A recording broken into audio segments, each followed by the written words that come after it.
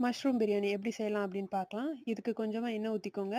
ஒரு பிரியாணி இலைய 2 துண்டு பட்டை, 1 கிராம்பு, 1 அன்னாச்சிப்பூ, 1 ஏலக்காய், கொஞ்சமா பெருஞ்சீரகம், இதோட மீடியம் சைஸ் வெங்காயம், 2 பச்சை மிளகாய் எல்லாம் சேர்த்து வதக்கிக்கோங்க. இதோட கொஞ்சமா இஞ்சி பூண்டு பேஸ்ட், 2 சின்ன சைஸ் தக்காளி பொடியா நறுக்கி சேர்த்துக்கோங்க.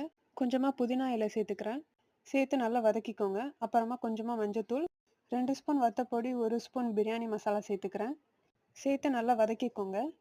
வாஷ் பண்ணி கட் பண்ணி வச்சிருக்கிற மஷ்ரூமை நான் உள்ள சேர்த்துக்கிறேன். இதோட 2 ஸ்பூன் தயிர் சேர்த்துக்கிறேன்.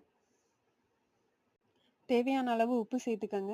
1 கப் அரிசிக்கு 2 கப் தண்ணி சேர்த்துக்கலாம். இது நல்லா கொதிச்சு வரட்டும். இந்த மாதிரி நல்லா கொதிச்சதுக்கு அப்புறமா 20 மினிட்ஸ் ஊற வச்சு எடுத்துருக்கிற பாஸ்மதி ரைஸை நான் இதில் சேர்த்துக்கிறேன்.